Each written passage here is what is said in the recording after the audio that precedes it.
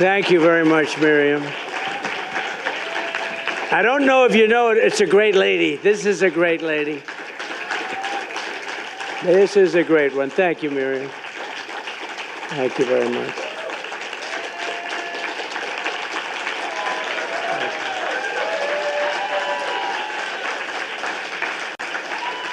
Thank you very much, everybody.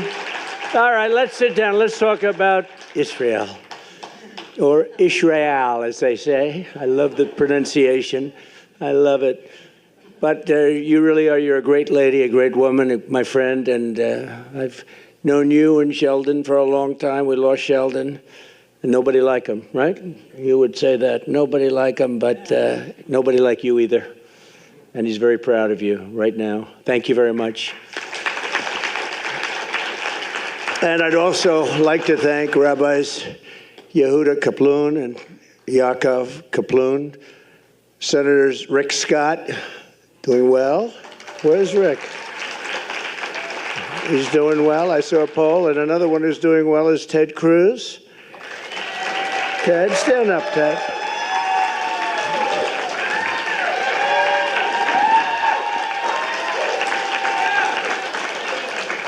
Thank you, Ted. Thank you. And Lindsey doesn't have to do well because he's got another few years to go before he runs. It's something nice about that. But Lindsey Graham is terrific, terrific guy. Bill Haggerty, who's fantastic. Bill, thank you very much. And Joni Ernst. Where's Joni Ernst? Joni, thank you very much, Joni.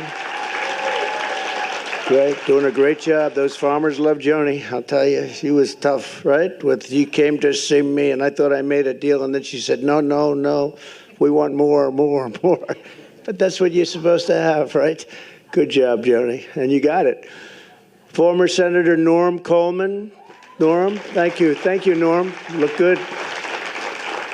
And a spectacular person, Elise Stefanik. Spectacular. What she did to that woman at Harvard with the big, big fat glasses. That woman had no idea what was happening. That was beautiful to watch, actually.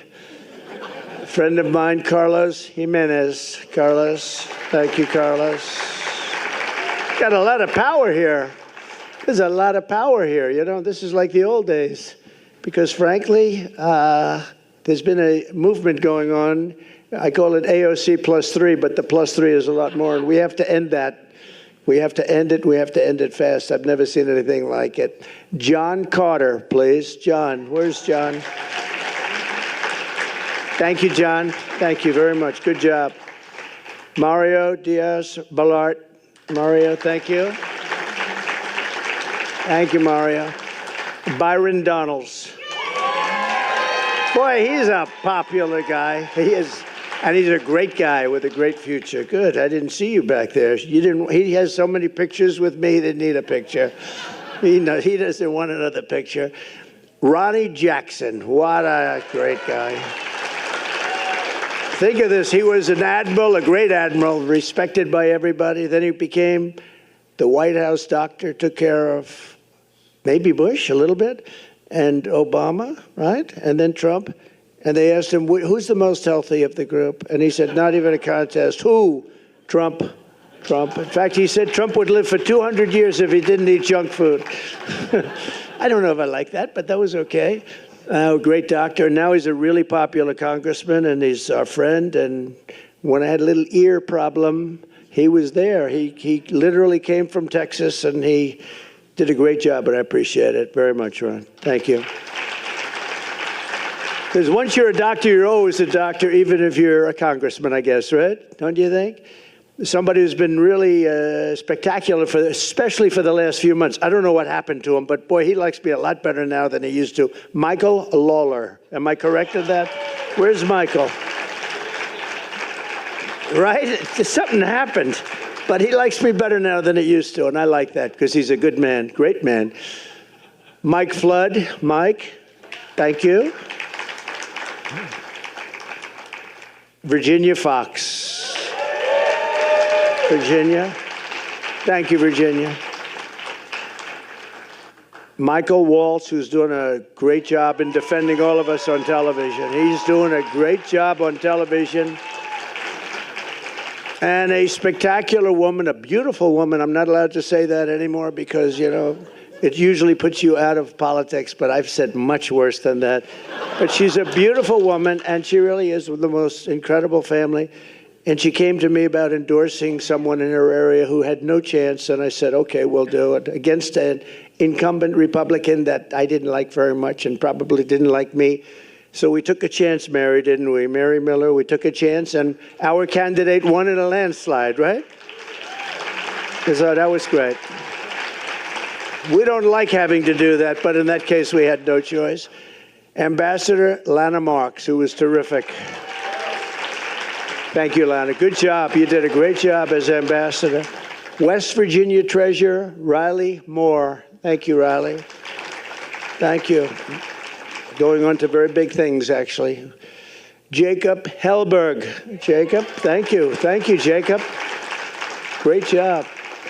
Somebody who's very talented, knows a lot about a lot at a very young age.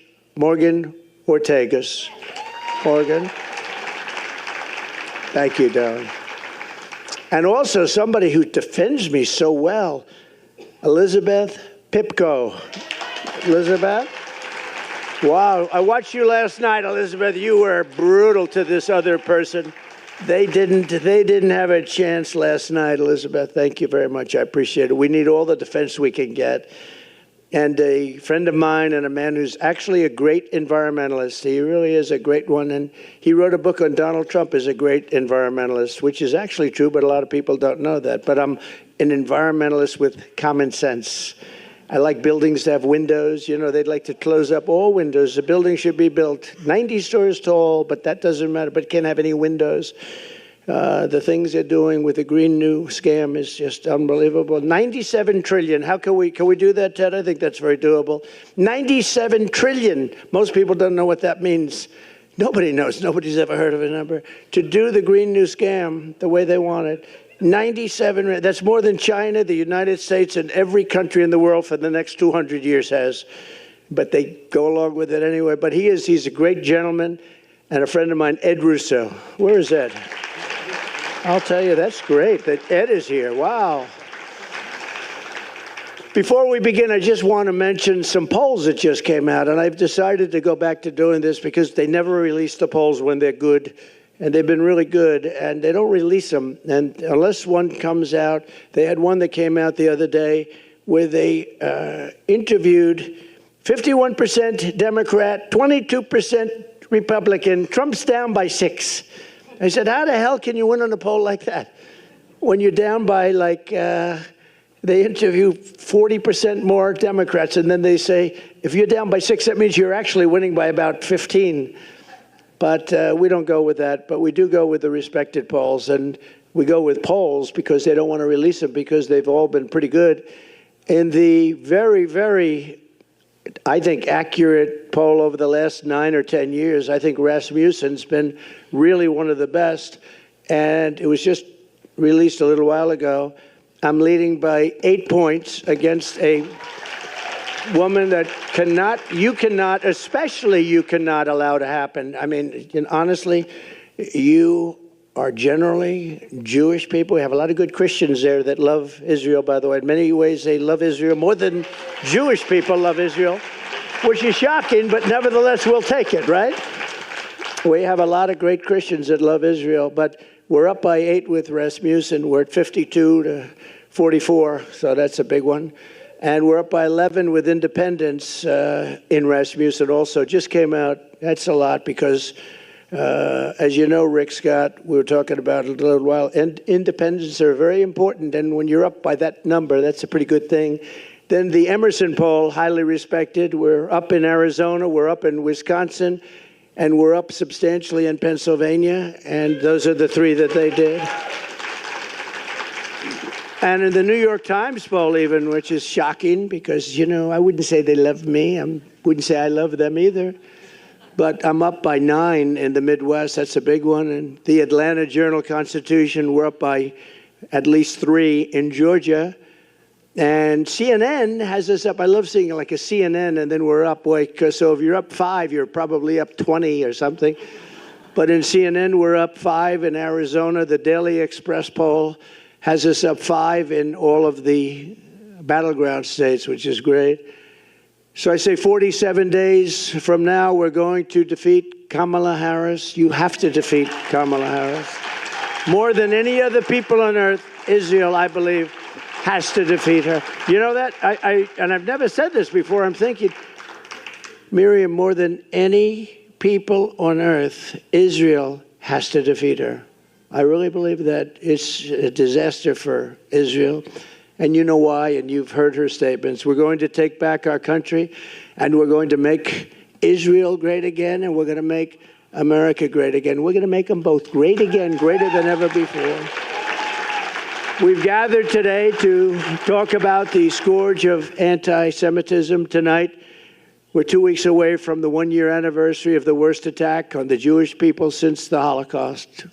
Without question, on October 7th, which would have never happened if I was president, by the way, I have to always preface it by saying it would have never, ever happened. Innocent men, women, children, and babies were tortured, maimed, kidnapped, and killed. It was an amazing sight, especially if you were able to see, and you don't want to necessarily see it, some of the tapes and film that was made of the atrocity. It was a wake-up call for the entire world, and you have to take it that it is a wake-up call. Get smart. Instead, even here in America, Jewish citizens have been forced to endure the worst outbreak of anti-Semitism in many generations. And so many people shockingly even deny the attack took place. This is a new thing. I saw it recently where they're interviewing people. They said, well, we don't know if there was an attack. I don't know. It's just so terrible. And, you know, there were people I read many times during the Holocaust. We had people denying it. They were deniers. They said, we don't believe it ever took place.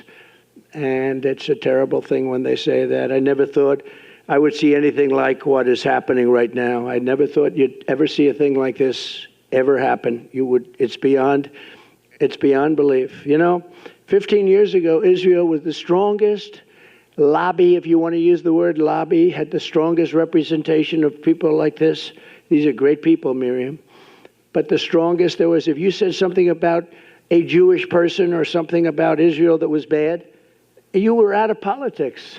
Unless your name was Ted Cruz, he could get through. I think Ted could get through, but maybe not.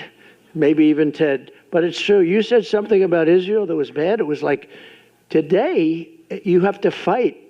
We all have to fight for Israel. I am so surprised to see it, but we're going to win the fight, so don't worry about it, okay? We'll win the fight.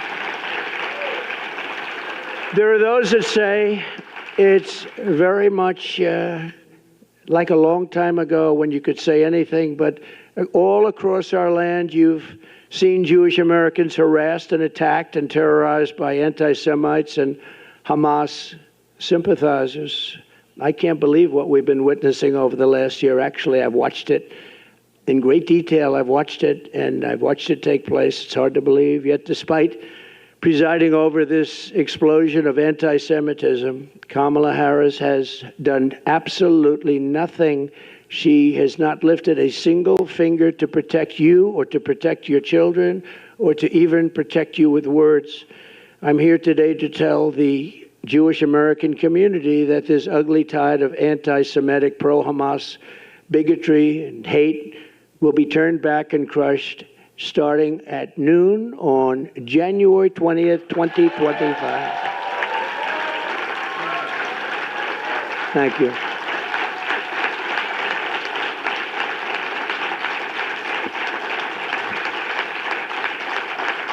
Thank you. It will be a bright new day for the Jewish community in America. No longer will you have to walk the streets in fear. You're walking the streets in fear. Can you believe it? Young college students are afraid to go to college. It's not something that anybody thought they would ever hear or see. No longer will you be threatened on your college campuses. No longer will you be discriminated against in college admissions.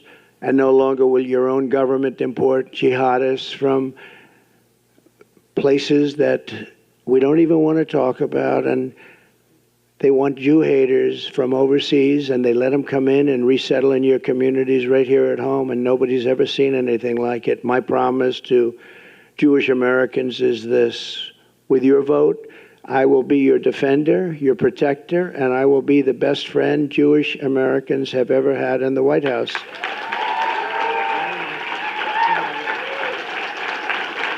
You know that. Thank you.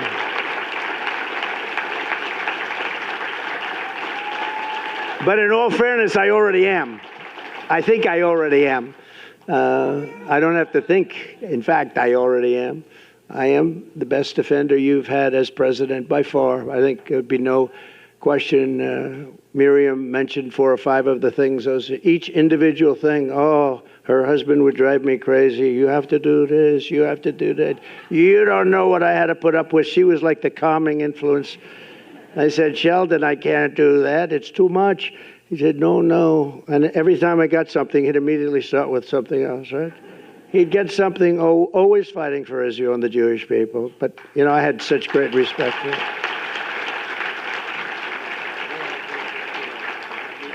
It's true, though. She had to sometimes tell him, calm down. You just had a big victory. Let's celebrate. No, we have to immediately start. Let's see if we can do Golan Heights. How about Golan Heights?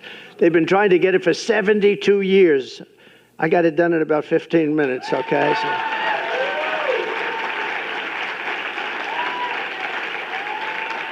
Even Sheldon couldn't believe that one, I'll tell you. Even Sheldon couldn't believe that one. He said, we just got Golan Heights. They didn't even ask for it. I actually gave you that one. You didn't ask for it, but I thought it was important. Ground zero for the outbreak of the anti-Jewish hate under Kamala Harris has been our college campuses. At UCLA a few months ago, Marxist thugs dressed up like terrorists and created, quote, Jew exclusion zones, blocking Jewish students from entering parts of the campus. Can you imagine that? A week after the October 7th attack on Israel, anti-Semites at Miami University in Ohio sent Jewish students and staff an email that said, quote, the best Jew is a dead Jew, end of quote. This is stuff that's not even thinkable. And the colleges do nothing about it, too. Most of them. At Baruch College, a mob of Hamas supporters targeted a group of innocent Jewish freshmen at a welcoming dinner, shouted slurs and mocked them for the death of Jewish hostages in Israel. At Princeton University, radical activists displayed the Hezbollah flag very proudly. At Columbia, you watched that along with everybody else. It was terrible. They took control of the school buildings, these magnificent buildings. They beat the hell out of them, by the way. And the campus became so dangerous for Jewish students at the university, rabbi told them, please go home, go home. A Yale professor called October 7th an extraordinary day. It was a great day, he said. A Cornell professor said that these heinous attacks were, quote, exhilarating and energizing to everyone. Kamala Harris said that the radical demonstrators on college campuses were, quote, human emotion should be this way. This is her message. This is somebody that's among 2 people. So we started off with 350 million. Of course, we really don't know how many people we have in the country anymore. They're coming in so fast at the border. Many criminals, many from jails, prisons, many from mental institutions, from insane asylums, terrorists. They're pouring in at levels we've never seen before. And she was the border czar. She now says she wasn't, but she was still in charge of the border. She's the one that did it. And I will tell you, the message that she gave is wrong. It's dangerous, and it's unbefitting a candidate for the president of the United States. So think of it. Let's assume 350 million. We're down to 2. I told our great First Lady the other day, well, we're down to 2, and now we're leading in the polls by, I think, a lot. I'm calling on Kamala Harris to officially disavow the support of all Hamas sympathizers, anti-Semites, Israel haters. on college campuses and everywhere else.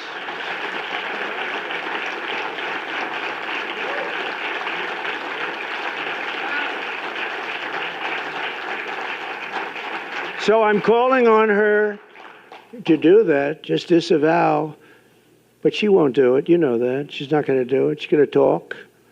She's going to talk about nothing, talk about the weather. And sadly, and I have to say this, and it hurts me to say it, you're going to still vote for Democrats, and it doesn't make sense. I say all the time that any Jewish person that votes for her, especially now, her or the Democrat Party, should have their head examined. It's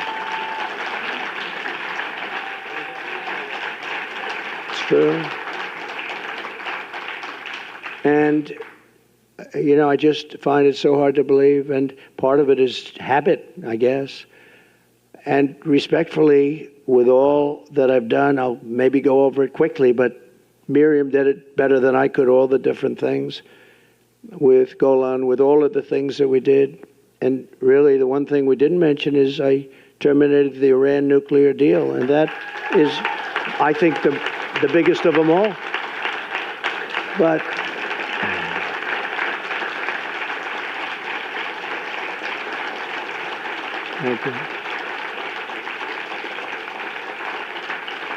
the problem is, we could have had a deal, any deal we wanted.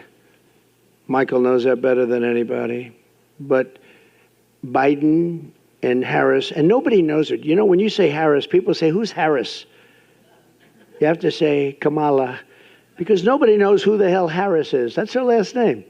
But nobody knows it. Isn't it weird? How's Harris doing? Who the hell is Harris? How's Kamala doing? Oh, isn't it as weird? I never saw anything like it. So we'll just call it Kamala.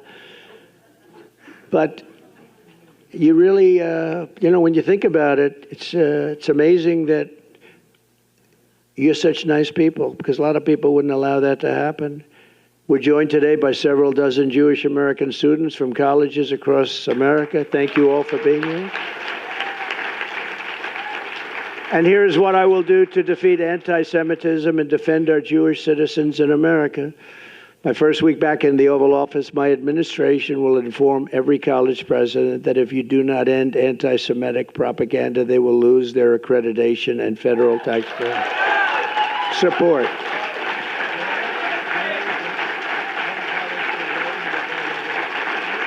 Okay.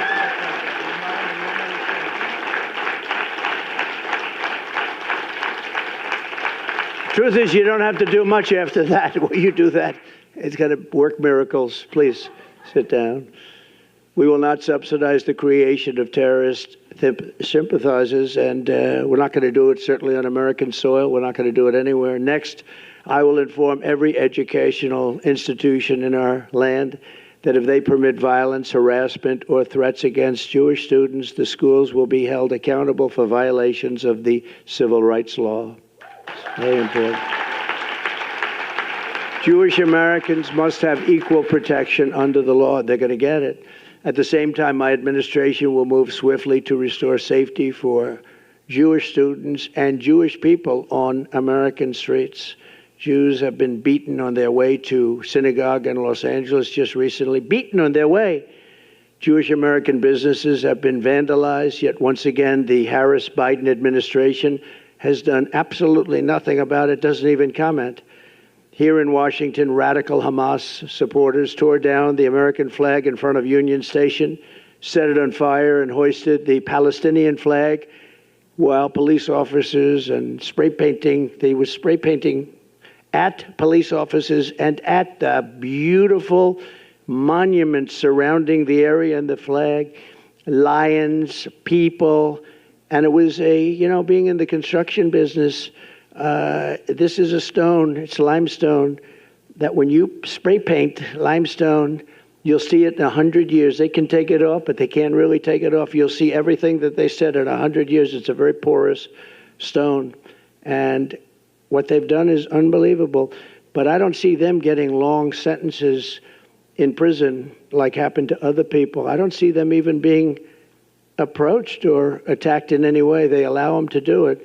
But watch those limestones. I looked at them the other day, and that stone just sucks up that paint. It goes deep. You're going to see it in 100 years from now. Kamala Harris, let them go. She said, let them go. I will end this political violence and harassment once and for all. You know, when I was president, we had a moment where Washington was, in a sense, being attacked. They were trying to pull down statues, and I pulled out about an 1897 statute, very important, and it said that anybody touching, ripping down, or even trying to rip down a monument or a statue in the Capitol or anywhere else in the land up to the president will get 10 years in jail, no probation, no nothing. It's 10 years. It's not 10 years, but you serve 3 days. It's 10 years and you serve all 10 years. You couldn't get a thing like that passed today, I don't think. What do you think, Ted? Not too easily. If you got 2 days, it would be a miracle. No, it's 10 years. It was so old. I lifted up this. It was old and dusty, but it read beautifully. And I invoked it, and I had a speech. I said, here's the story. Anybody touching a statue, and it ended when they had Abraham Lincoln ready to be pulled over. You remember that? I said, Abraham Lincoln, now we're hitting Lincoln. And I read it, and I told people that anybody from this moment on that pulls down anything or even tries to pull down a statue, you go into jail for 10 years. And it was an amazing sight, Miriam. Everybody just dropped the ropes. The ropes were left.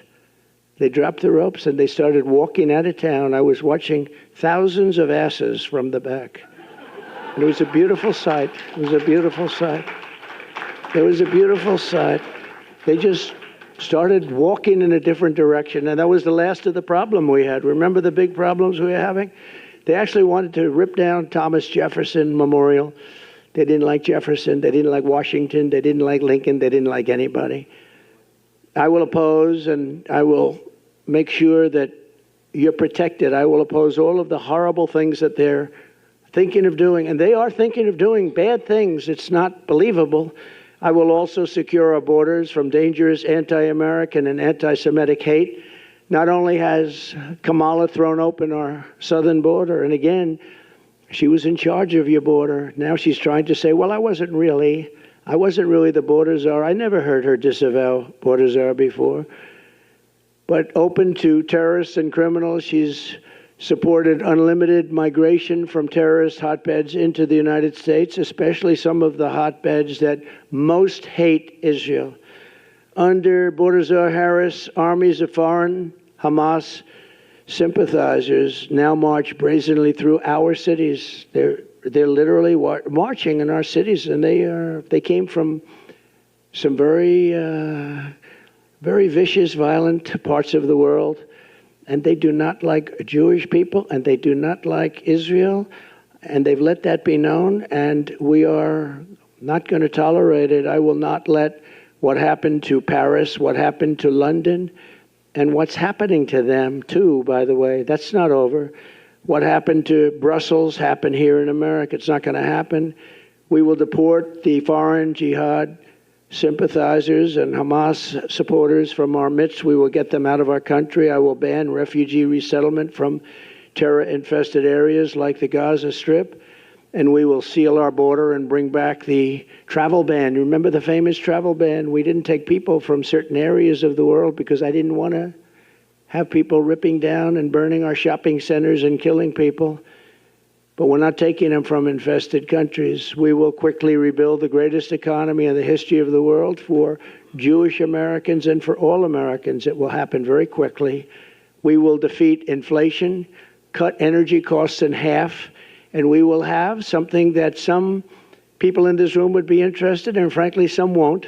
But I'll say it anyway because you got those television cameras blaring. No tax on tips, no tax on overtime, and no tax on Social Security benefits for our seniors. That's a good one for this room. This room likes that last one. And to help Americans who are buried in crushing credit card debt under the Kamala Harris economy, we will have a temporary 10% cap on credit card interest rates because they're paying 20 and 25% and they're getting decimated. So it'll be a temporary 10% cap. But look, this is the most important election in the history of the United States, and it's also the most important election in the history of Israel. The United States election is the most important election in the history of Israel, actually, if you think about it. How crazy does that sound? But it's true. With all I have done for Israel, I received only 24% of the Jewish vote. Now think of this. I really haven't been treated very well, but that's the story of my life. It's true. Think of it. But I understood that because I wasn't really tested. I wasn't a politician, and I won, but I understood that. And then I became president and was the best president ever for the people of Israel and for Jewish people, the best president ever. And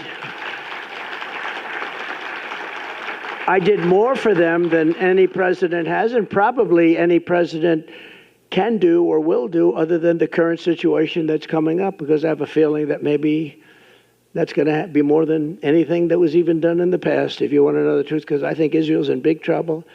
But I gave them, as Mir said, Golan Heights. I gave them the Abraham Accords, which is amazing.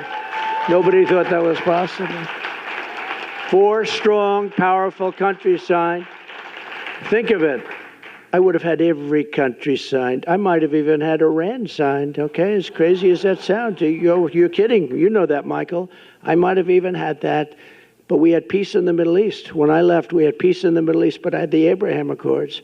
And it was something that if Obama had done it, that would have been any prize, you named the prize, but they would have had every single prize ever devised by man. I did it. Nobody said a thing, and that's okay.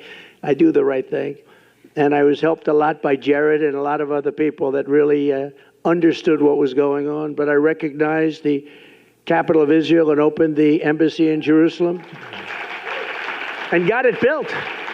Not just had it there, you know, the generals came in one of my days in office. They said, "Sir, could you sign this? What is it?" It said, "Order for $2 billion to be spent on a embassy that would have cost much more." I said, "Where's the land?" "We don't have it yet, sir, but we have a couple of terrible sites under negotiation." I'm good at real estate. These were bad locations in Jerusalem. I said, "Do we have anything? Let us look, sir." And they do. They had a site that was better than anything we had, a much better location, and we have it for nothing. So far I'm doing a good job. Then I said, "Is there a building on it?" "Yes, there is, but it's not in use." I said, "Is it structurally sound?" "Oh, yes, very strong, very structurally sound." "Is it setback?" Because you want setbacks for embassies for things called bombs. "Yes, it's setback, and it's on high. It's one of the best locations." I said, "So we have it." So I dealt with David Friedman. I said, "David, how much would it cost to renovate the building? Give me a good price." And he came back, said $400,000. I said, "David, that's too low." This is the only time I've ever said this. Usually I say, "It's too high, cut them in half." This time I said, "That's crazy. From $2 billion, think of it, to $400,000. And I said, "That's too low, we got to spend more." And we ended up spending a little bit more than that, very little. And a friend of mine has, a couple of you have heard this, Jerusalem stone in his office building. And every time I walk by the elevator bank, he says, "Look at this stone. It's Jerusalem stone, so expensive." And I said to him, a very successful guy, very rich guy, and he was complaining about the price. "It's Jerusalem." But every time, after 20 times, I say, "Don't tell me it's Jerusalem stone again." Right on the elevator bank, beautiful stone, Jerusalem stone. So I'm there and I say, "Listen, by any chance," talking to one of the contractors, I said, "You think you could use Jerusalem stone? Is it expensive?" "No, it's cheap as hell. We're in Jerusalem." And we built the whole building out of Jerusalem stone. And we did it very inexpensively, got it opened in about 4 or 5 months. You would still be talking about your $2 billion building, Ted. That building would be under talk for about 5 more years, and then they'd spend $5 billion and it would look like hell. This building is better. You'll never do better. Someday they'll rip it down and do some monster. But I was very proud we got it built. And most importantly of all, in my opinion, Because I asked, what's the best? Golan Heights, is it? Is it Jerusalem, the capital, moving the embassy and all of that? What is the best? What's the best? Is it the Abraham Accords? And some friends of mine that are very smart, no, not even close. The best thing you ever did for Israel is you terminated the Iran nuclear deal, which was the worst deal ever made for Israel or for any country. That was the best. That's true. That was more important. Remember, that was more important than any of the other things, of the many other things that we did. The problem is that Harris, Kamala, and Biden did absolutely nothing with it. You could have made after the election, which we had a very bad thing happen with that election. Think of it. If that election were proper, you wouldn't have had Russia attacking Ukraine. You wouldn't have had October 7th, would have never happened because, as you know, Iran had no money at that time. None, zero, nothing. They had no money to fund. There were stories about it, that there was no money for terror. You wouldn't have had inflation. You wouldn't have had that horrible leaving of Afghanistan in such a way, not the leaving because we were ready to leave. We would have left before them, but we were leaving with strength and dignity. That was the worst. I think it was the lowest day, the most embarrassing day in the history of our country. Because of that, probably that's why Putin went in. He would have never gone in with me, though. But all of these things, and on top of everything else, I gave them more than $20 billion, Israel. And I said, when I did it, I said, I'm the best friend they ever had. And still, in 2020, so remember, I got 25%. Now I did all of these things, and I got 29%. Think of it. So I wasn't treated right. But it's not me that's been treating badly. It's Israel, because you can make a big difference in the vote. You're going to be a big factor in the vote. I will say places like Miami and different places were great. But honestly, I went from 25 to 29. And based on what I did and based on my love of the same love that you have, I should be at 100. I should be at 100. But let me give you the bad news. A poll, I just told you how good the polls are, but we need every vote we can get. The current polling has me with Jewish citizens, Jewish people that's supposed to love Israel. After having done all of that, having been the best president, the greatest president by far, a poll just came out. I'm at 40%. That means you got 60% voting for somebody that hates Israel. And I say it's going to happen. It's only because of the Democrat hold or curse on you. You can't let this happen. 40% is not acceptable because we have an election to win. So after all of this, I went from 29 to 40%. And people that are smart said to me, friend of mine, Jewish, friend of mine loves Israel, loves everything about your religion and about your country, your place. He said, I can't believe it's happening. It's sad. And he started to cry, actually. He started to cry. With all of this, and he's a tough cookie. I don't think he cried since he was a little tiny baby. Maybe then I don't think he cried. I don't think he cried then, Miriam. But I will put it to you very simply and gently. I really haven't been treated right, but you haven't been treated right because you're putting yourself in great danger, and the United States hasn't been treated right. So if I don't win this election, and I've been very good, you know, they say Trump's been right about everything. I've been right about a lot of things. Even Ted will admit that. I've been right about a lot of things that a lot of people said, no, that won't happen, but a lot of bad things happened, and some good things I've been right about too. And I only want to be, so I'm not going to call this as a prediction, but in my opinion, the Jewish people would have a lot to do with a loss if I'm at 40%. If I'm at 4%, think of it. That means 60% are voting for Kamala, who in particular is a bad Democrat. The Democrats are bad to Israel, very bad. They'll never change because they have a section of their party now which has become amazingly and quickly very powerful, vote-wise. I mean, Chuck Schumer is a Palestinian. Who would have thought that was going to happen? What the hell happened to him? I saw him the other day. He was dressed in one of their robes. You know, That'll be next. No, Chuck Schumer is Hamas all the way. I don't know what the hell happened to him. If you support him, you're crazy. I have never seen his change may be bigger than Kamala on fracking in Pennsylvania, okay? But if we don't win this election, Israel, in my opinion, within a period of 2 to 3 years, will cease to exist. It's going to be wiped out. That's what's going to happen. It's a tough thing to say, but what difference does it make from my standpoint? I have to tell you the truth, and maybe you'll be energized, because there's no way that I should be getting 40% of the vote. I'm the one that's protecting you. These are the people that are going to destroy you, and you have 60% of the Jewish people essentially voting for them. If I do win, Israel will be safe and secure, and we will stop the toxic poison of anti-Semitism from spreading all over America and all over the world. We'll get it stopped. But if I don't win, I believe Israel will be eradicated, and you can't let that happen, and I don't think you will let that happen. So you have to, Rabbi, you have to get everybody together, and you have to get them to vote, because it's craziness to say I'm at 40%. And when I heard that number today, it just came out today, when I heard that number today, I think it was insulting to our country.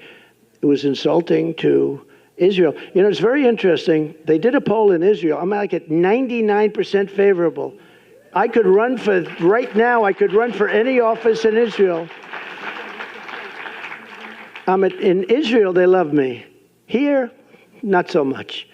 But they do love me in Israel. Miriam, I'm at 99%. Everybody loves me. I could run for prime minister. Would you like me as your prime minister? But I have to learn your language. That's a tough language to learn. I have to learn it in about 3 months. I have to learn it very quickly. But no, I'm most popular person in Israel. But here it doesn't translate. It's a strange thing. So we have to save Israel. Look, you're here for a reason. We have to save Israel. This is no longer games. This is no longer games. This is the saving of Israel. And I'm going to mention it. We're making a big statement in a little while at another conference, also very important. And I'm going to mention it again and again. I believe that Israel will be wiped off the face of the earth if I don't win. And that's a big statement. That's a horrible statement to make. And it's just the way I feel. And a lot of people in this room agree with me. Because look at what's happened in the last 2 years. I have never seen anything like it, where something has gone so down so fast, where even Jewish people are protesting in these groups. They're Jewish people. People wearing yarmulkes are in these groups that are protesting with 100,000 people. So they have to change their way, because with your vote, you can reject anti-Semitism in our schools, in our communities, in our foreign policy, and in our immigration system. But all of that starts by rejecting Kamala Harris at the ballot box. She is anti-Israel, and she is anti-Jewish, and you got to get smart to it. And with that, I have great love and great respect for so many of the people in the room. I have so many friends in this room. I fought so hard for you. But it's time that you fight the real fight. And the real fight is to save Israel. Thank you very much. Thank you very much.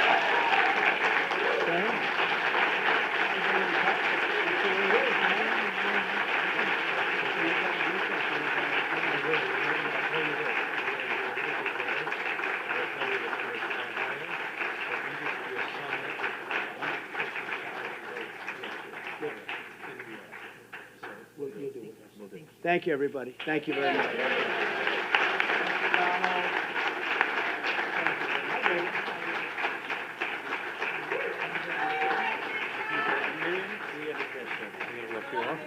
Thank you.